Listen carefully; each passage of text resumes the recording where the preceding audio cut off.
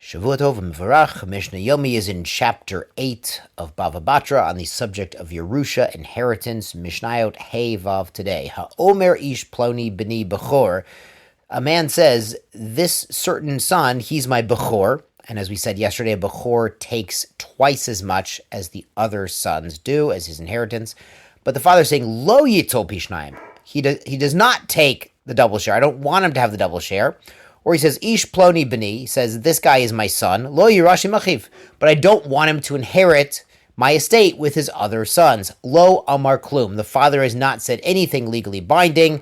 Shehitna mashakatu b'torah, he is stipulating an inheritance plan that is contrary to the inheritance plan outlined in the Holy Torah. And as we have learned, making a condition against what is clearly written in the Torah is not a valid condition. So the father does not have the power to disinherit one son or to downgrade the Bechor to a Pashut, to getting regular share. But what about this case? Hamcholek nechasav levonav al piv. In this case, the father is quite sick. He's ill, and he's lying in bed, and he's telling his heirs how to distribute the estate. He's what's called in halacha a shchiv mira. He's stuck in bed due to a serious illness. Now, there's a concern he might pass away, so he's allowed to distribute his estate, his inheritance, how he wants. So in this case, riba le'echad u'mi'et le'echad.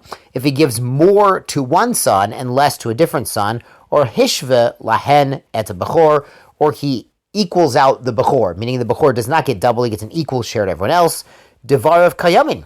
His words are upheld. It is legally binding. But if in this situation he said, it's the Yerusha, I'm giving the Bechor the same Yerusha as a regular, I'm giving you a bigger Yerusha. Now, Yerusha means inheritance. Now, Yerusha is defined by the Torah, so in that case, lo marklum, he hasn't done anything. If he simply says, I'm giving or I'm gifting, that would be valid. He could change it if he's going by way of gift. If he's saying it's by way of Yerusha, inheritance, well, that's defined by the Torah. He can't change that. Katav, if the father's writing a will, or there's witnesses there and the father's very sick, lying in bed again, and he's telling them to write this down.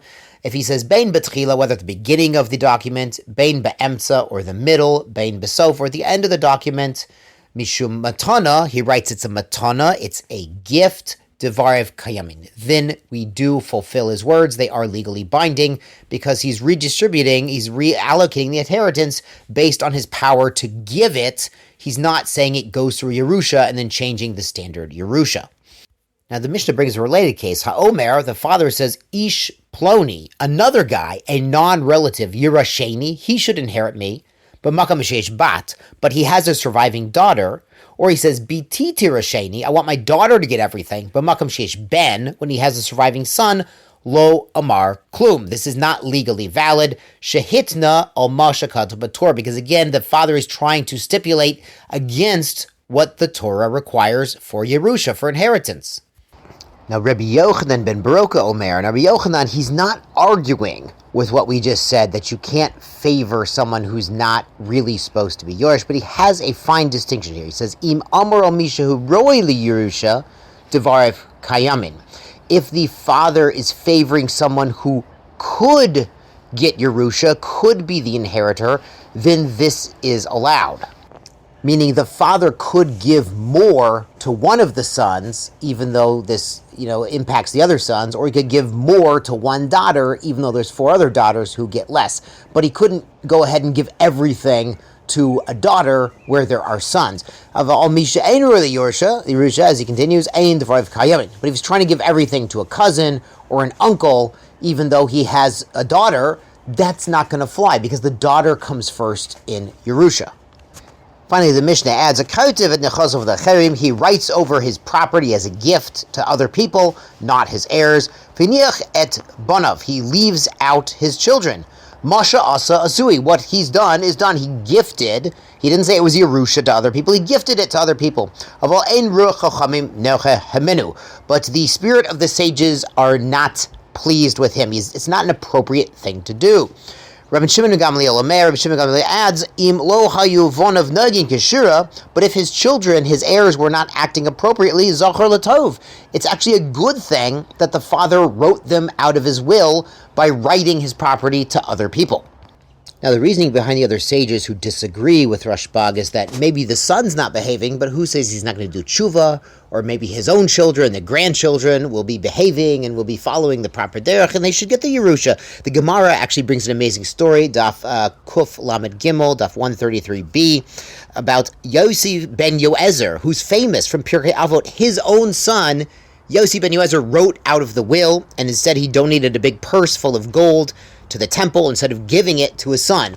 Then the son apparently, returned to the right path, and Hashem rewarded him by giving him a jewel, that he then brought the jewel to the temple, and the temple said, hey, we'll give you 13 purses of gold in return for this special jewel. Maybe it needed to go on the Choshen. But the temple treasurers, they told him, the son, they said, listen, we only have 7 out of the 13 purses full of gold. And he says, you know what? You keep the other 6. So the father gave 1 purse of gold, and the son ended up giving 6 purses of gold to the temple because he had been written out of the will. It's an amazing story. So you don't always know if someone's going to turn around and become a tzaddik, or its children or grandchildren become a tzaddik. You really never know. On to Mishnah 6. Ha'omer ze b'ni. A man says, this is my son. We didn't know that was his son until the father admitted, Ne'aman, we do believe him. This son will take a share of the Yerusha, even if there are other children present. And the wife, if this is the only child, the wife is now exempt from Yibum and Chalitza, because if the father has a surviving child, any child, then the wife does not require Yibum or Chalitza. But what about a case of Zei Achi? One of the brothers is coming and saying, hey, we have a long-lost brother. You can imagine Ruvain, Shimon, Levi. These are the brothers we all know about. And then Ruvain meets Naphtali. And they compare, their old family pictures and their locket or whatever it is. And he's convinced Naphtali is their long-lost brother. He's utterly convinced. Naphtali thinks so too. But Shimon and Levi don't think so. So Ruvain's not really believed, Eino Ne'aman, to include Naphtali in the estate when they divide it. And no till Imo Bechelko. But Naphtali would take with Ruvain when Ruvain gets a Yerusha from Yaakov. After all, Ruvain has admitted Naphtali is his brother, but the other brothers just don't know. They're not convinced.